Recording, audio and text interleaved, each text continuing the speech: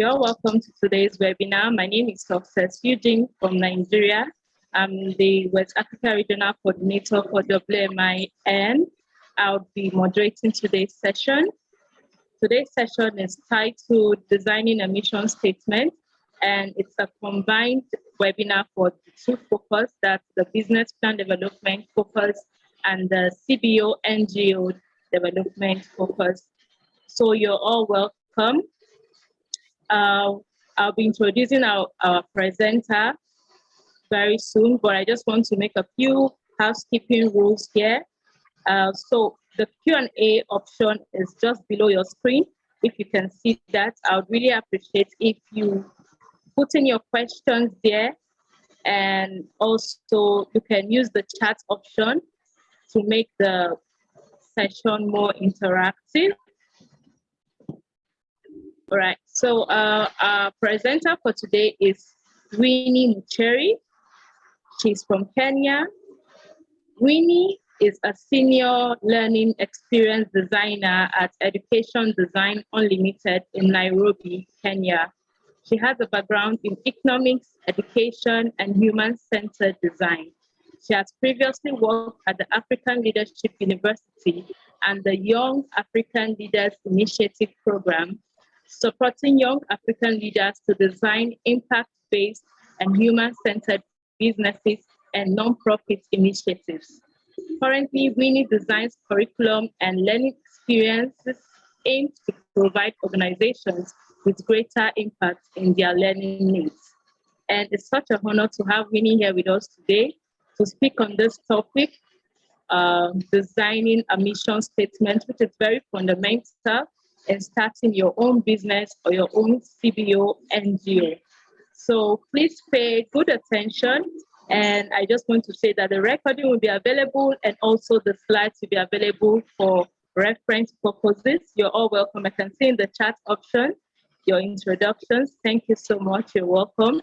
So I'll hand it over to Winnie right now. Winnie, your room. Yes, hello everybody. Good afternoon, good evening from wherever you're dialing in from. My name is Winnie Muchina. It's a really great pleasure to be here with all of you. Thank you so much for making it and for making it on time. So when I was told that I was coming to have this webinar with a group of young, energetic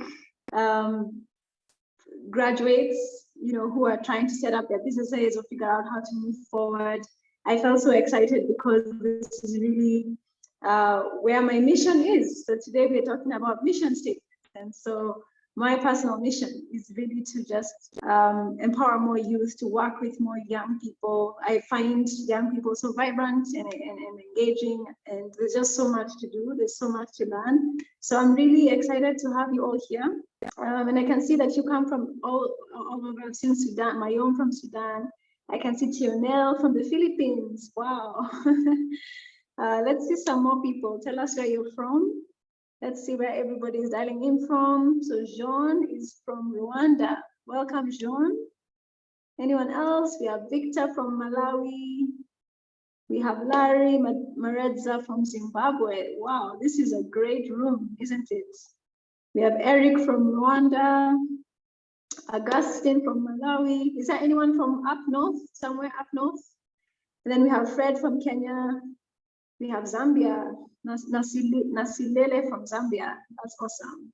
South Sudan, we have Adira. Okay, this is a beautiful room to be in today. Welcome everybody to designing your mission statements. So let's get straight into it. I think as you've heard, I've been introduced. Yes, I have been working in the field of education. So currently I design learning experiences. So you might have heard of curriculum. So I want you to ask yourself, what curriculum did you go through when you were in school? What was the experience? What did you go through? When you go to school, even when you eat something, there's an experience you have, there's an emotional connection you have with it, there's how it makes you feel, and there's what you learn from it. So when you were back in school, there's the way the school was designed, and that was meant to achieve certain goals. So for me, I support organizations to design experiences for students which enable them to achieve certain goals for their students. So for example, Wells Mountain Initiative is doing a great job and they've designed this amazing academy for you. So this is part of what design is, and this is what I do. So yeah, just moving on to the next slide, which is about the webinar. So in this webinar, we are talking about mission statements. So I have heard that last week you focused a lot on needs assessment, I believe, and the general aspects of business CB and CBOs, right? So this week we're starting off with mission statements, and we want to see why is it important? Why should I make a mission? What is it in a mission? What is a mission and what is a mission statement? So by the end of the webinar, you should be able to understand what a mission statement is and why it is important, right? So we're here and we're saying have a business plan, but also have a mission. But it's very important to know what it is and why do you need to have it?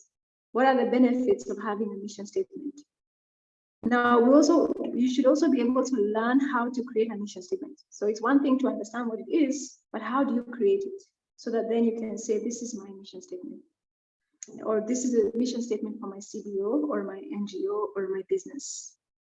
By the end of the webinar, you should also be able to know when in the business the mission statement should be developed.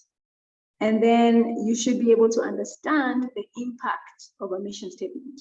So what kind of impact does it have when you make it? So if you take a CBO or an NGO or a business that has a mission statement versus one that has just started off without really declaring a mission statement, what kind of changes, what kind of differences can you see along the paths of these two organizations? Most likely you will see that the one that has a mission statement has greater impact within the organization and outside. And then finally, you should be able to practice creating your own mission statement. So by the end of this webinar, I want all of you who have mentioned you're from South Sudan, from Zambia, to put a mission statement in the chat. That will be our way of ending our day today. So this, I hope, will be a fun and exciting and inspiring webinar for you. So I guess let's get started. And why don't we start with an activity? So this is a roadmap. We're going to do an activity where I want us to have a birthday party, okay? A webinar birthday party. And then we're going to get into the content of designing your mission statements, and then we'll end it with human-centered missions, and then some Q&A. So let's go to the birthday party. So I want you to imagine that you are 80 years old. So I know, how old are you guys? Just put it in the chat. 23, 24, 21. Can I see how old you are? Just quickly. How old is everybody? Okay, Swapon is 25. Anyone who's 22, 21? Jean is 1.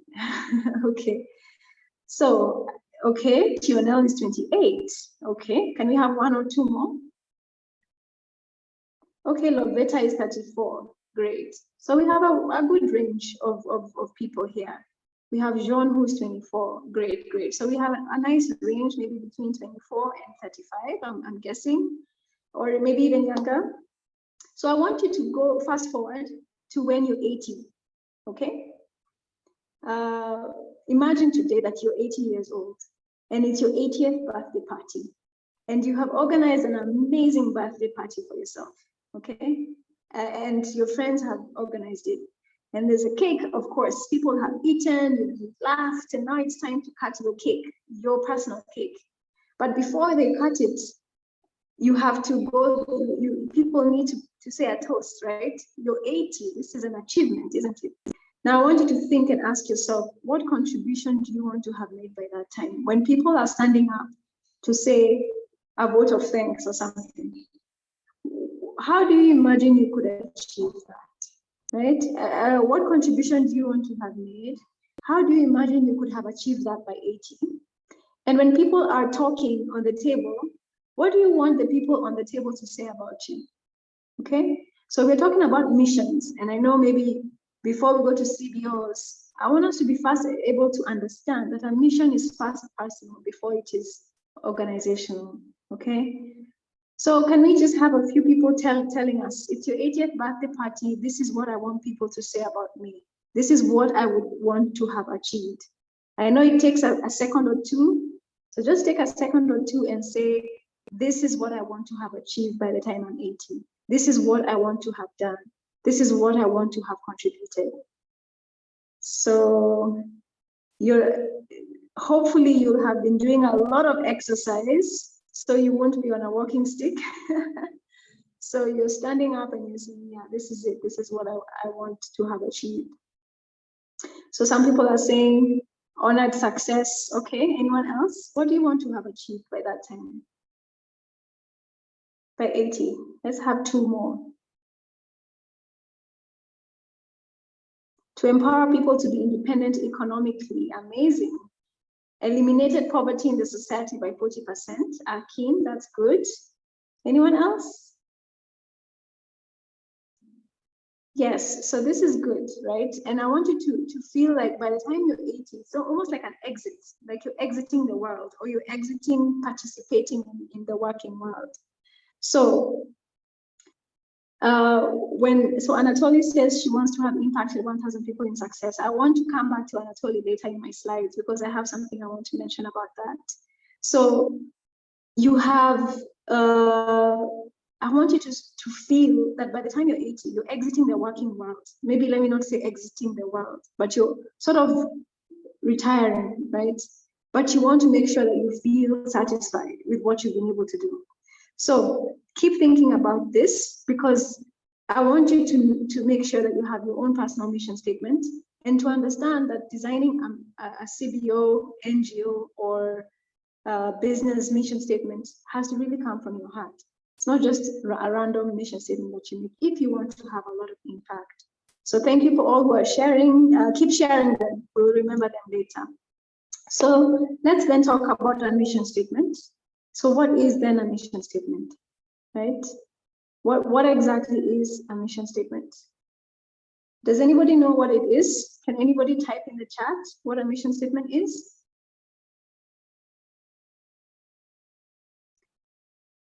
So I'll go 5 seconds and then we can move on. More like a mantra. So Akim says it's like a mantra. Fred says an overview for your short-term goals. Yes. Anyone else? Yeah, that's good. So let's go to the next slide where we talk about, yes, so Christiana says it is what your focus is all about. Exactly. So all of you are right. It's just a different way of saying it. So a mission statement is a declaration of the purpose of an organization, right? So, or a business, a CBO, an NGO. James says it's what the organization is about. So a mission statement, yes, it's a declaration of the purpose of an organization. Why do you exist? Have you ever gone shopping in town and you look at a shop and you're like, let me go find out what they do. Why do you go find out what they do? Is so that if there's anything that interests you, you can choose it. If it doesn't, you go to the next shop. So every business or NGO also requires to have that for the sake of others, so that people can know what you do. But you do need to declare your purpose. And what it does is that it communicates why the organization exists. So why do you exist? So I want you to think about yourself as well. We've done a personal mission statement. Why do you exist? Now, we talk about being drawn to something. And I'll give you an example of myself. I'm drawn to empowering young people working in education. But I actually have a background in economics and I used to work in the bank. But I was drawn to the CBO side and NGO side of things, right? Or rather impact side of things, because even businesses can have impact. But I wasn't really drawn to banking, but I had the skills for banking. So I had to shift to what I was drawn to, right? So I want you to think at this moment, why do you exist? Now, that is something that you don't just answer out of the blue, but try and tap into the things that draw you. You might be drawn to cleaning the environment. You might be drawn to animals and conserving that. You might be drawn to chicken and rearing poultry or something like that. You might be drawn to stopping violence. You know, there could be so many things that you're drawn to because it comes naturally and you don't have to have the skills for that. It's just a feeling, right? So even as you start your business or CBO or NGO, ask yourself, what am I drawn to? And if you've already started one, ask yourself, are you drawn to it? As I said, I used to work in the bank, but I wasn't drawn to the bank, right? So I think at 80, you want to have not had that conflict where you're working in the bank during the day and you're doing what you're drawn to during the night. It's always nice to see if you can align your passion with what you're actually doing, so that your mission for your business, your CBO and NGO comes together, and it actually has more impact, because when you're drawn to something, you're driven to act. And when you can act, you go very far, rather than when you're pushing yourself to have to do it every day.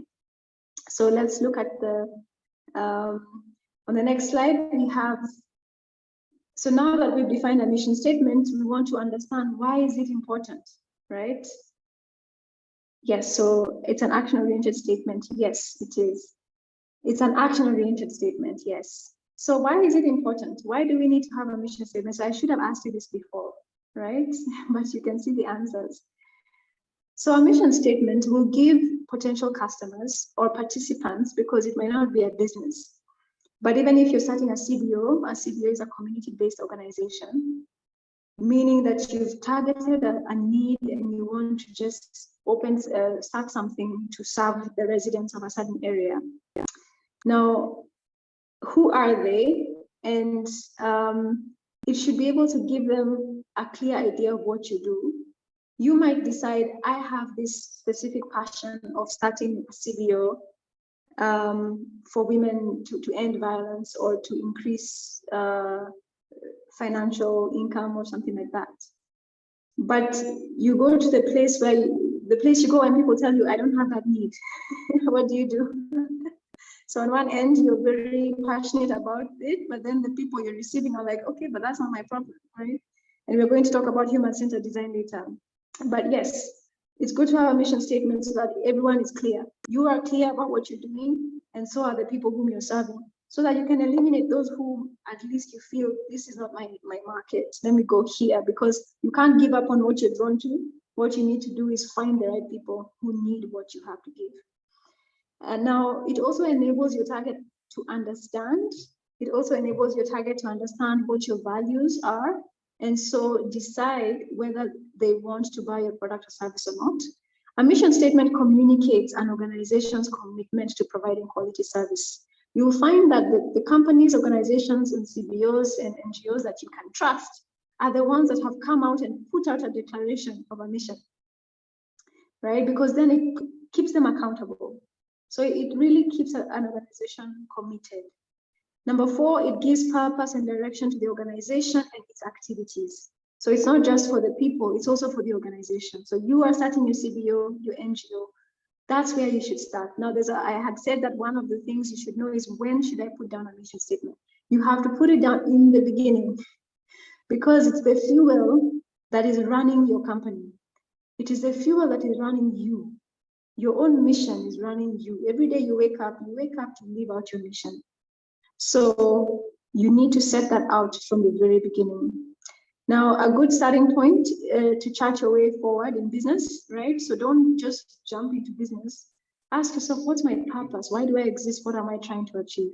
And then go ahead and create the business plans, the needs assessment, all this fun stuff you've been doing. All right. So on the next slide, we have how to craft a mission statement. So it's nice to talk about all of that, but how do I actually craft it? Now, there's many people who will give you very many examples of how to do this. And some mission statements are also very long, some are shorter. So for today, because we're starting out, I want us to just do a little bit, which is the very important aspects of a mission statement. And I want us to focus on 5 W's: who, what, why, where, when. So always ask, wherever you go in a business, in an NGO, and in a CBO, always ask yourself these 5 W's. Who am I serving? What is my idea? Why am I doing this in the first place? Where am I going to do this? And when should I be able to do it? That is what a mission is all about, even your own personal mission statement. So let's talk about who. Now, Do you guys, can you say yes or no in the chat quickly? Do you have any CBOs, NGOs, or businesses running already? And if you do, are you clear about who you're serving? And the people you're serving, are you the one who decided that you want to serve them, or do they actually need what you have to give, right? So ask yourself this question. Who are you serving? Do they need what you're serving, what you're giving them, right? So it's good. I'm seeing people are saying yes, yes, yes, no, okay, that's good. So for Akim who says no, for Abdul who says yes, whether you say no or whether you say yes, this is a question you should ask yourself. For those who are saying no, at this point in time, you need to, it's a good place for you because you can say, okay, who do I want to serve? Now I'll take you through human-centered design a bit later, but you should ask yourself that question. Now, you should be able to really understand them, really understand that this is their problem, this is what they need. I have talked to them. You don't just sit and decide I'm going to start a business. You need to really do some research, and not just desktop research. You need to really understand people, connect with people, talk to people, so that you can really understand this is really a problem and I can solve this problem for this person. So for example, are there any farmers in the house, anyone who's doing farming business? So if you're doing a business in farming, the best way to understand them is to go and live with farmers. Go and milk the cows with them every day, wake up with them every day, sleep with them every day, and then say that you're going to start a business for them. That's the best kind of business, the one where you have really understood what they go through, so that the product you design is so catered for their needs, because not just because you think it's catered for their needs, but because you know it is, because you've experienced their life, you've talked to them, you've lived with them, you've understood their frustrations, you've understood what they want, you've understood their challenges. So the business you have is just going to be successful. Now, the second one is what and how, right? So maybe what and how should come first, because you might say, okay, I want to do this business with this idea. Now, who am I going to do it for, right? So what is your idea and what is your solution? What do you do? Is it a mentorship program? Is it a poultry running business? Is it a women's empowerment program? Is it a wildlife conservation initiative? Can we have people putting in the chat quickly? What do you guys do? For those who do businesses, the ones who haven't started can also see what you guys are doing so far. Now, the third one is the why. Why are you doing what you are doing? Most people stop at number 1 and number 2. And maybe number 3 and number 4, but then number 3 is usually never answered. And then you find that they're not having as much impact. Why are you doing what you're doing? What is it that's motivating you? Is it just money? Is it just to make money? Or is it a sincere desire to create impact in someone else's life? So some advice I can give you at this point is that the most successful businesses, even businesses, because people think of business as just money, but not really. The most successful businesses and NGOs and CBOs are the ones that serve others, the needs of others. Even a business, you decide, I'm going to do business. I'll show you an example. I'm going to do business, but it's going to be a business that's going to help someone sleep better at night. It's not just about me making money. Those are the best businesses. So what is the motivation behind your work? What values are driving your idea, right? Be the kind of person who gives to others, even as you're making money or not making money, right? So whatever you're doing, go to bed sleeping better because someone else goes to bed sleeping better as well. Now, or the community or the environment is sleeping better. Everyone is gaining. Now, the fourth is where. So which geographical location do you want to serve? That's very key because success is in Nigeria. I'm in Kenya. And if I start a farming business here, it might not succeed the same way it will succeed in Nigeria. Why? Because people there are different, the cultures are different, people are different. So you can't just go and start a business in Rwanda, for example. I was in Rwanda, I was working with African Leadership University, and doing things there is different from doing things in Kenya. So making sure that you understand where is very important. And then when, by when do you want to have achieved your goal? Okay, so this is also important so that you can be very specific. You want to know when exactly, so you want to say by 2030. Why is that important? So that you can progress. When you just make a general, so I said I'll come back to, I think Anatoly or someone who said, I want to help people succeed, right? So that's good. Now we want to make sure we take that and give it more specificity. By when do you want to do it? And which people are you talking about? And what is your idea? And what is your motivation? And where? Which people are you helping to succeed, right? So moving on to the next slide, we're going to see an example. And for example, you can say, so this is an example of artists. An artist will say, smart art empowers young upcoming artists in rural Zambia through business training programs for creative business management. We believe that art has the power to transform the economic well-being of families, and our goal is to educate 100 university students on art business management by 2025. So as you can see, there's what, I think because of time, I don't want to, sorry.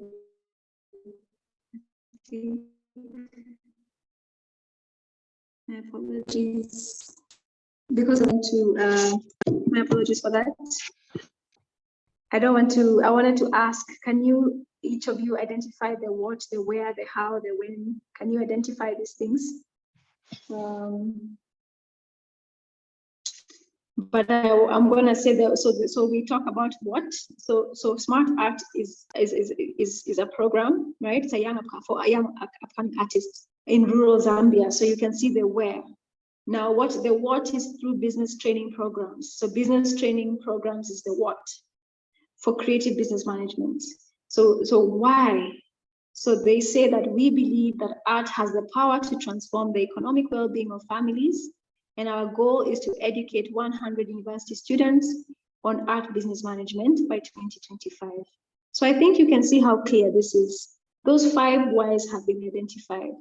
So take a screenshot of this and later on, just go through those 5 W's and make sure that you can understand.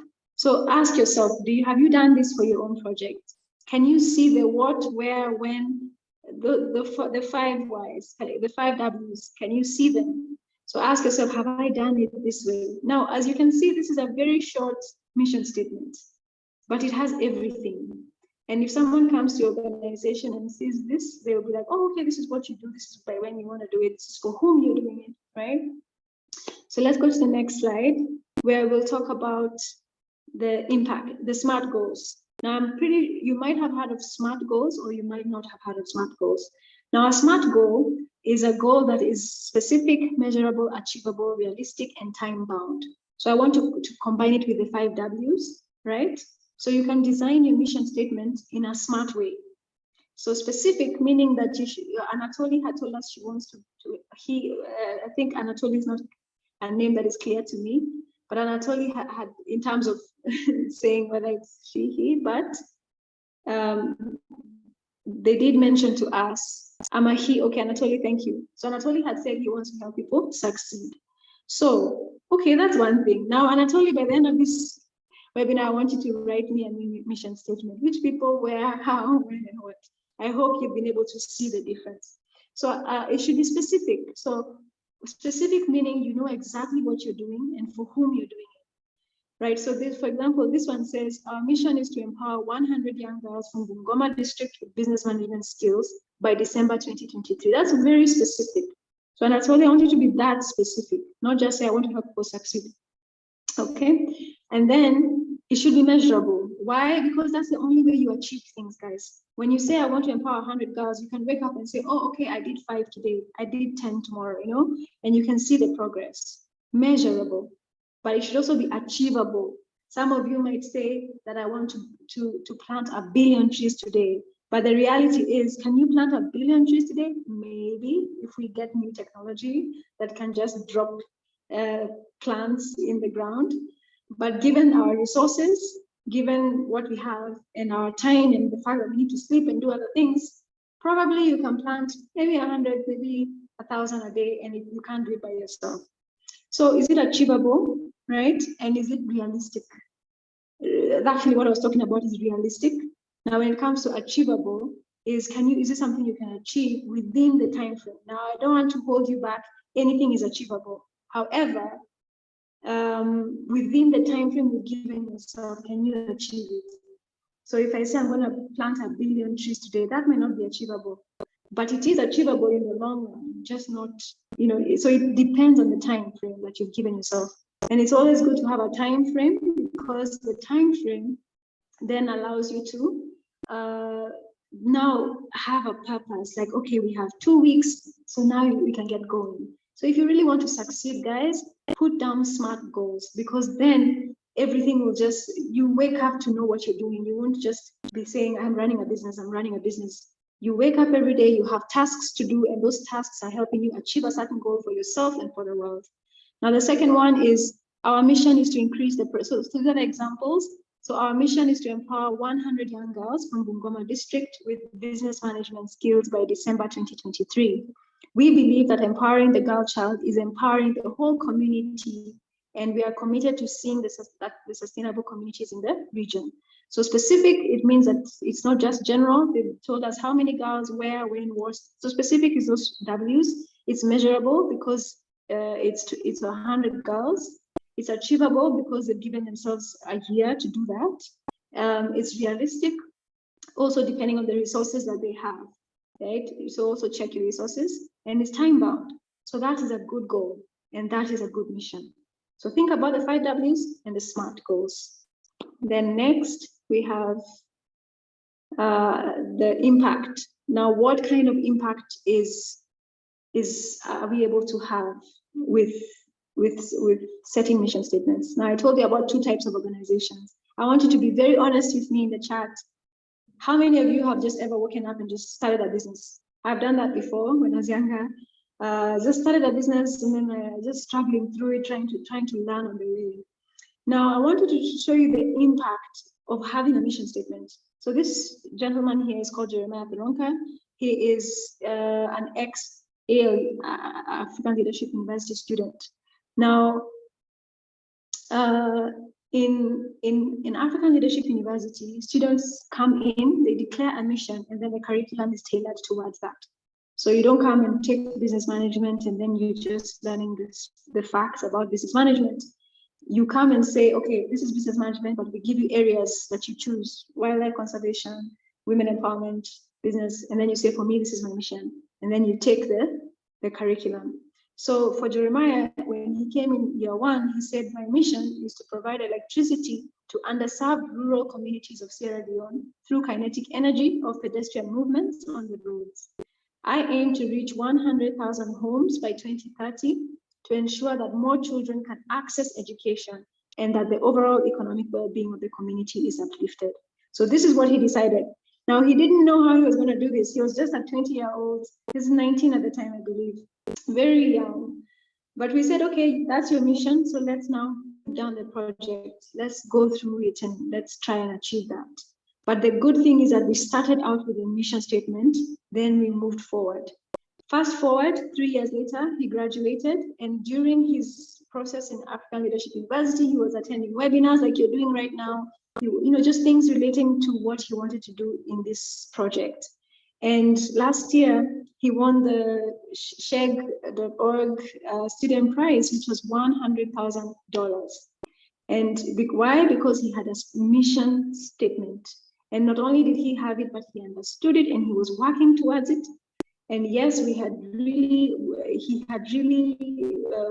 well, during school, the whole point was to really work on that mission. So he had really understood it. So that it gave sheg.org so much confidence, because this person had done so much already that they gave him $100,000 to go back to Sierra Leone and to help people. Now, his project was also very interesting, very innovative, because he said, you know what? When people are, kinetic energy is energy of movement, isn't it? So when people are walking on the ground, that is movement. So if I can tap into that energy, that can translate into someone's electricity at home. And that was just very creative. So try and also be creative with your work. And I want to go to the final slide, which is about human-centered design. Now, I know, guys, that most of us start businesses with we just start businesses with a good business plan like you're doing, which is great. Now, there's a bit of danger in doing this, because you have, without having gone through a certain process called human-centered design, your risk of failing or struggling are higher than somebody who has gone through human-centered design. So I don't know how many of you have heard of human-centered design or design thinking. So I'll go through it today quickly. Maybe at a different time, we'll learn about this in depth.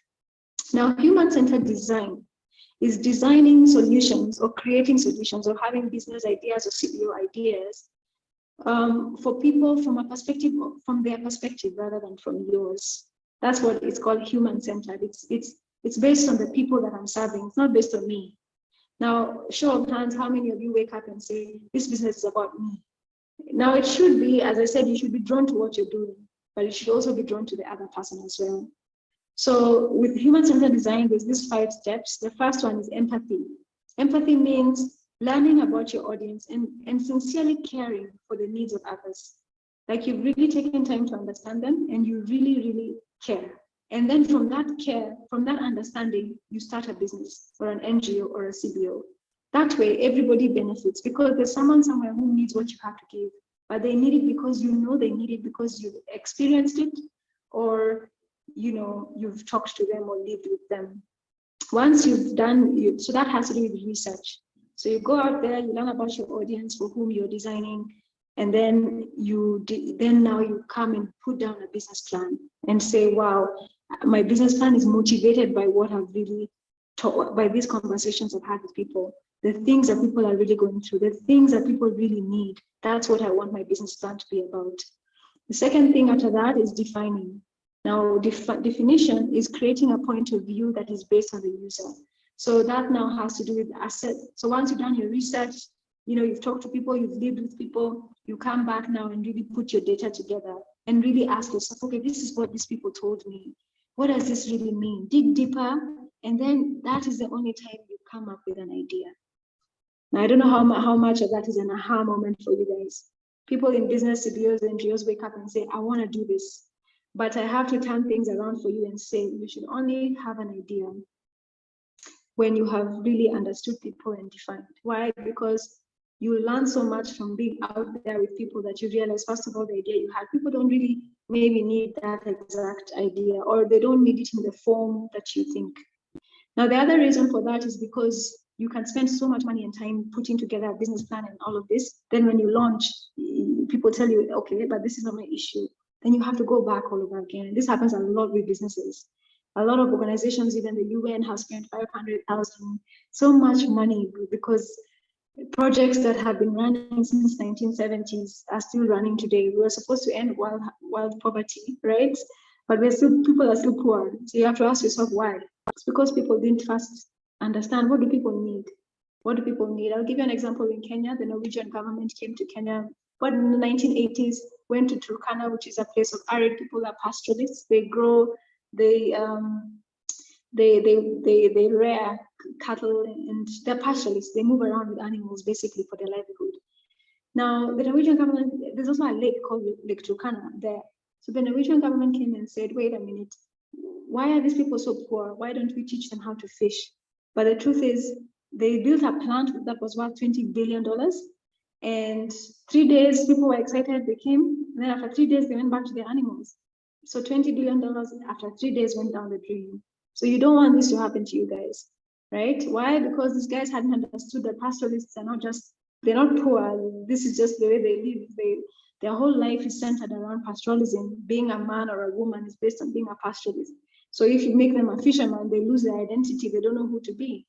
But if the Norwegian government had taken time to understand that 20 billion would have created a pastoralist movement or something like that. They would still have empowered pastoralism in a way that we would never have known before. Maybe they would have built instead a milking plant for camels. There's so much more that could have come out of 20 billion in the area of pastoralism rather than fishing. So I hope you understand that, right? So when you have an idea, the first thing to do is prototype, which is the fourth you see here. Prototyping means to test, right? Make a mock-up, not the real thing. Don't spend $20 billion. Spend very little money, just drafting even on paper, something to go and show your target audience and say, hey, this is the idea I have for you. Would you accept it?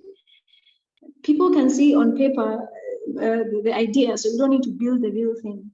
First, put it on paper, show it to somebody, explain to them how it will work, then let them say yes, then put out the money. Yeah, so that's prototyping and testing. So this is the final slide I wanted to end with. I know human-centered design is deeper than that, but I wanted to give you a snapshot and tell you, even as you're starting your CDOs and you're designing your missions, design your mission after you've done a human-centered process. So make sure you understand your audience and you ideate later. And even before you launch your business, test it first, put it on paper, right?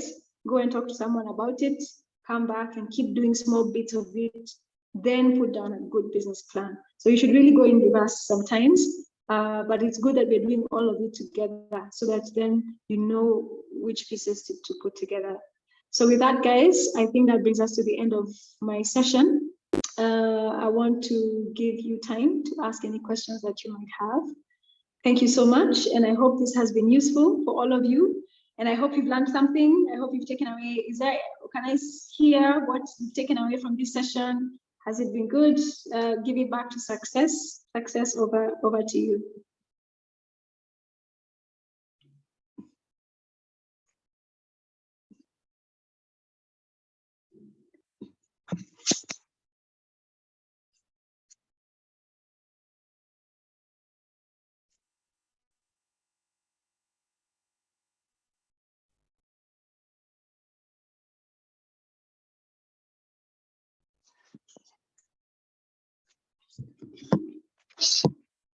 Success, my apologies. I feel like I can't hear you. I don't know if it's my side.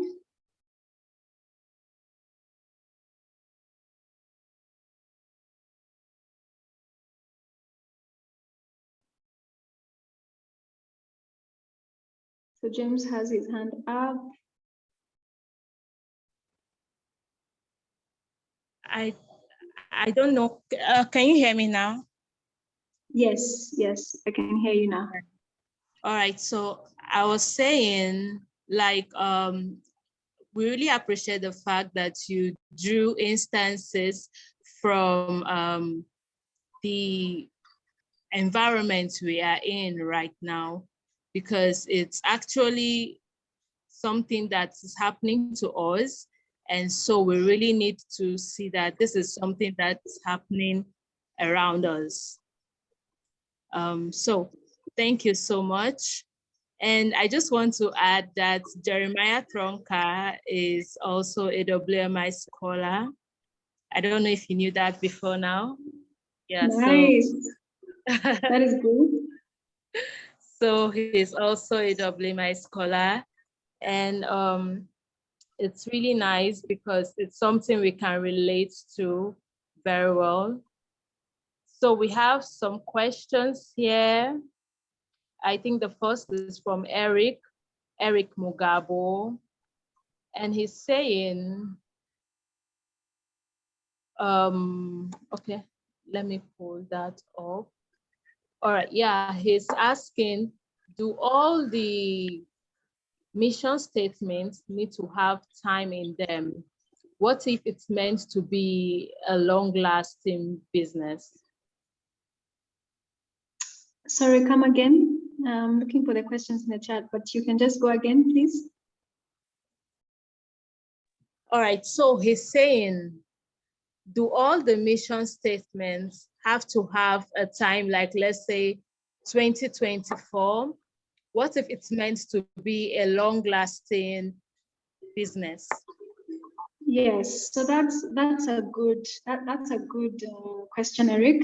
And you're right. You could, if this is your mission for life, then you don't have to put it down. What you can do is still within your plans in the organization. I'd highly recommend that you keep setting those SMART goals, smaller missions within the organization, because the only way you'll achieve that long-term goal is by having time frames within that time. But I do understand that it's not always time bound in the bigger picture of things. But it's important for you to still try your best to make things to still give things a time frame. But yes, you don't have to put the like on your website, you don't have to say by 2030 because it's what you're doing. But within your organization, make sure you're always putting some time frames that, okay, this is what I'm doing. So in the next 2 years, this is what I want to have achieved. In the next 5 years, this is what I want to have achieved. So for the public, you might not always have to do that. Sometimes you have to, but for internally, you always should. Yeah.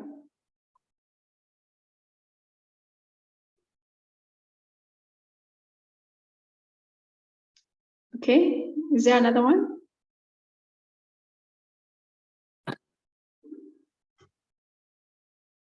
There is another one.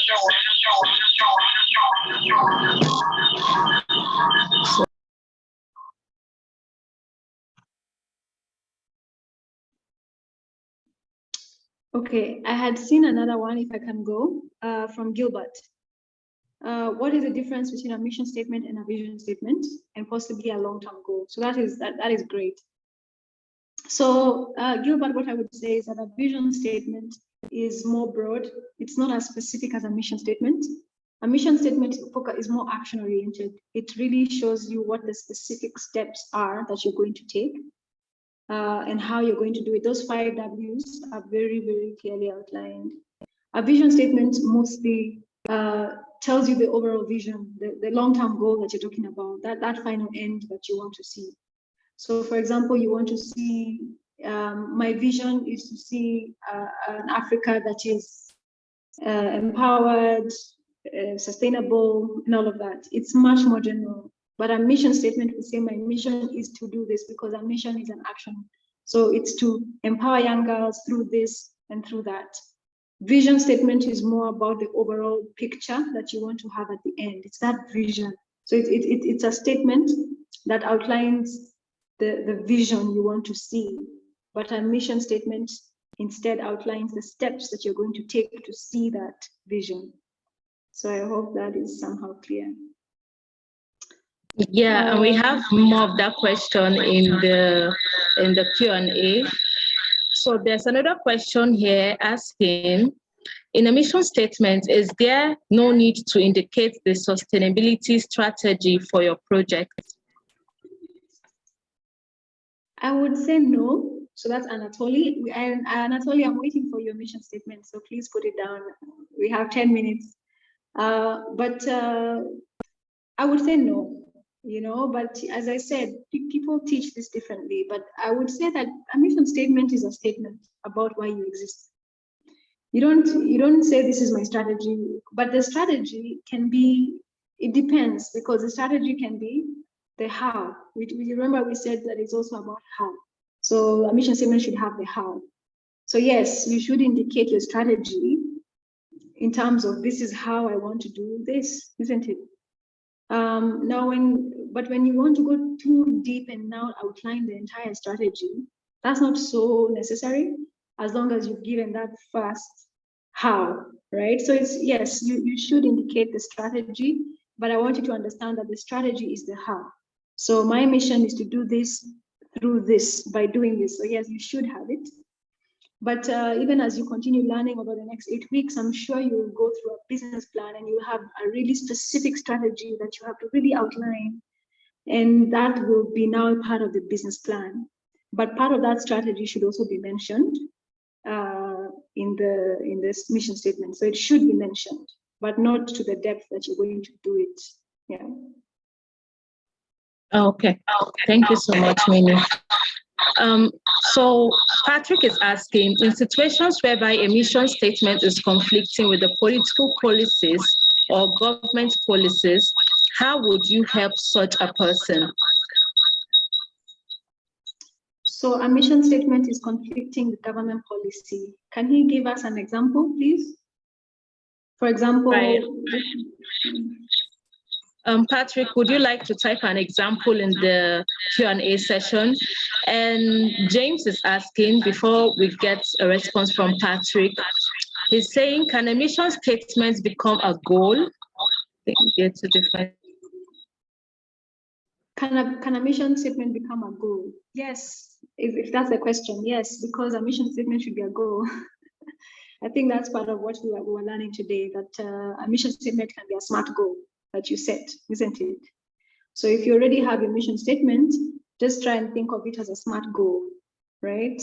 But as we were speaking before with Eric, you may not have to say it has to be this time frame. But you should always, guys, you should always have that SMART goal. It really helps, at least within the organization, to have a 2-year, 5-year, 10-year, just short-term, medium-term, and long-term goals, which are still missions, isn't it? Because I told you a mission is an action. So what actions are you going to take within the next 2 years to achieve your vision of 10 years?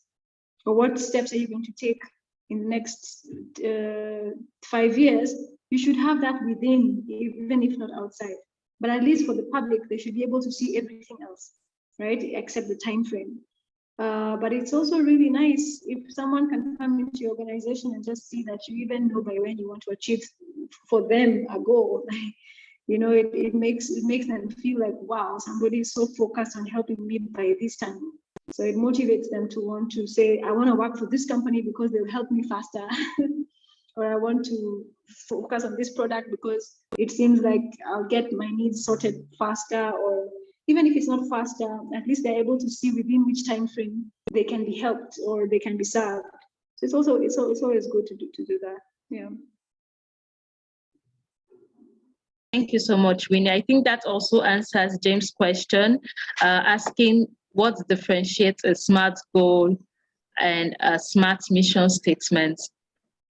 Okay, so I think Philip have a question here, and he's saying, assuming that some ventures are dictated by climate, like beekeeping, how would one, okay, yeah, I think that's what he meant there. How would one measure it, bearing that you make hives, wait for it to colonize, and this is dictated by weather and the locality? So that's from Philip. He's asking, Yes. yeah, I don't know if I should come again or you get the question. Yes, I do. Okay. So I want to go back to the one that you said. What's the difference between a SMART goal and a SMART mission? Now they are a bit different, so let me just answer it a little bit.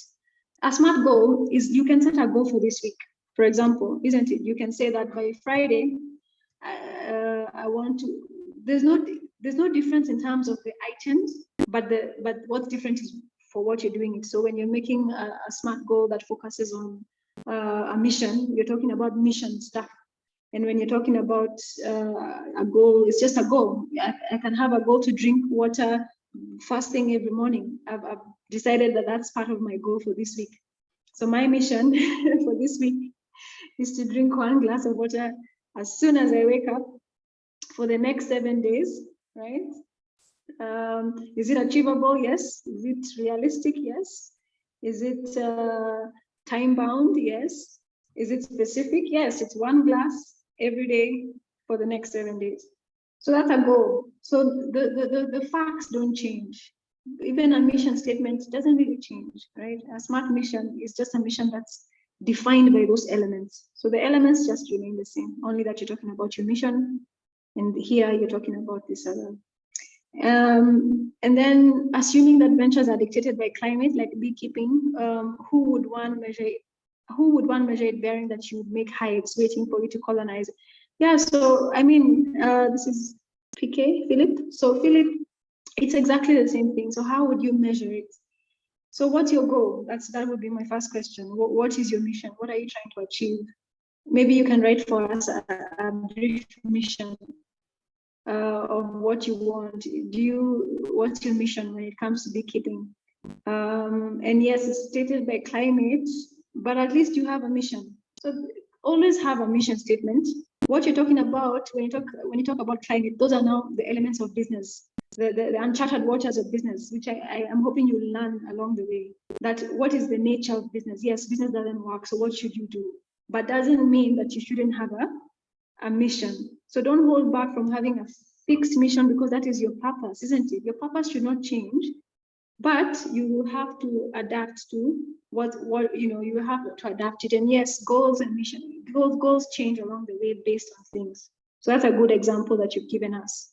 Goals do change. So you'll say, okay, I wanted to achieve this by 5 years, but COVID happened, and so now I have to change my mission, my time frame. But the purpose does not change, because it's still a mission that you have. So I hope that sort of answers. So when it comes to measuring, so when it comes to measuring it, you can say maybe you want to make 100 hives. or you want to produce this much honey.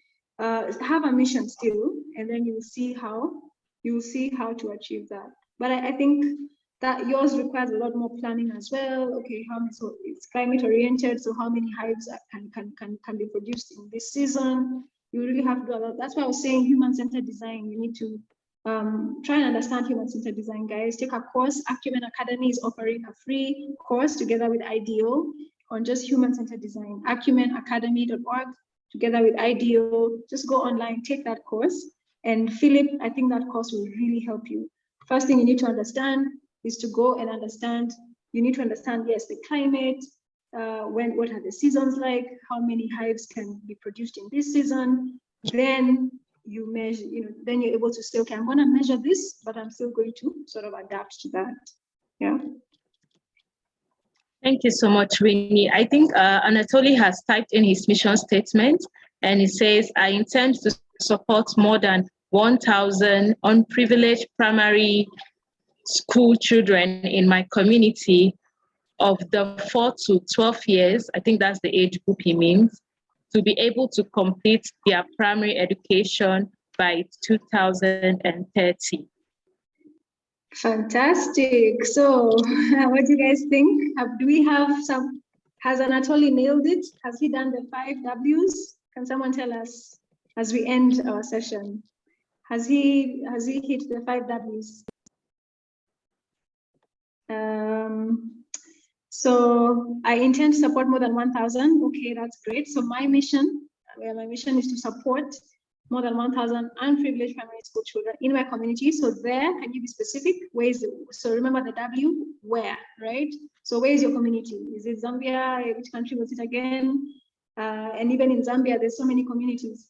And, so that we can understand which kind of community you're targeting. Trust me, sometimes the idea you have for this community will not be received by another community, okay? So be specific, it's in this community of this area. So the W of the where is missing, but yes, 4 to 12 years to be able to complete by 2030. So good work, Anatoly. I think that was just such a great way to end our session.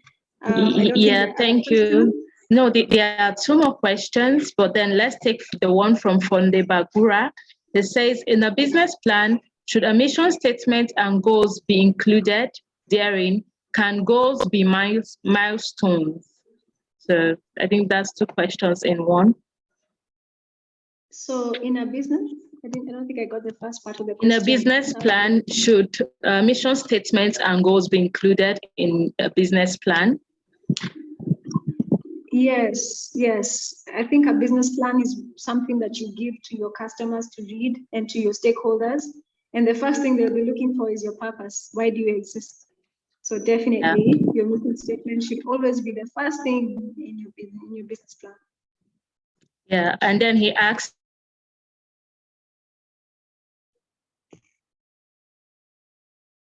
yes, am I still here? If goals can also milestones. Yes.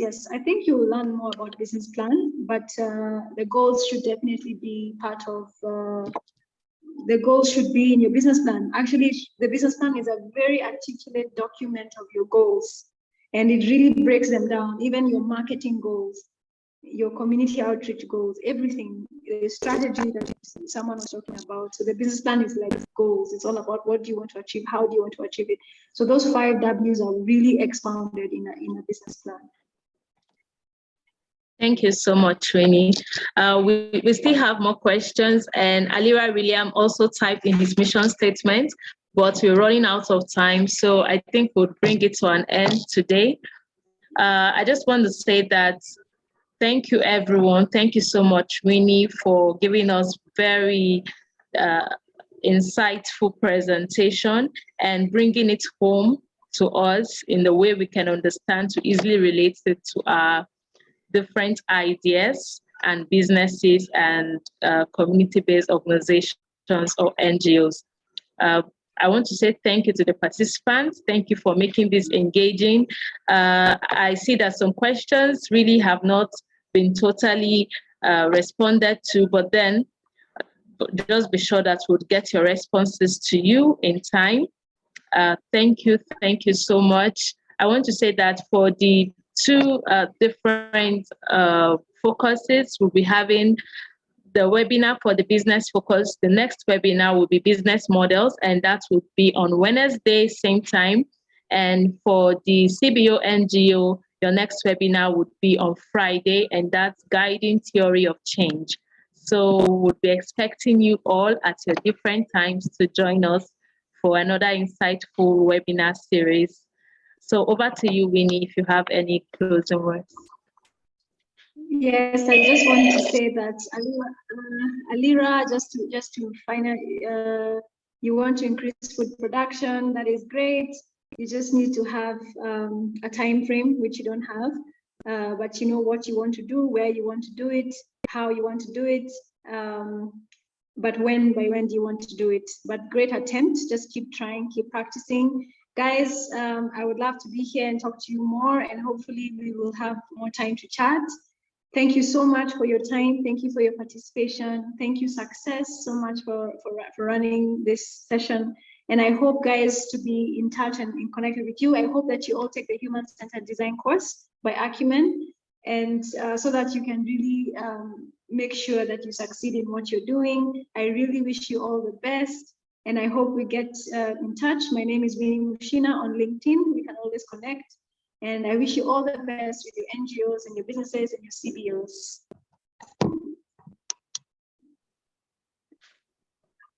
Thank you. Bye-bye. Bye, everyone. Bye.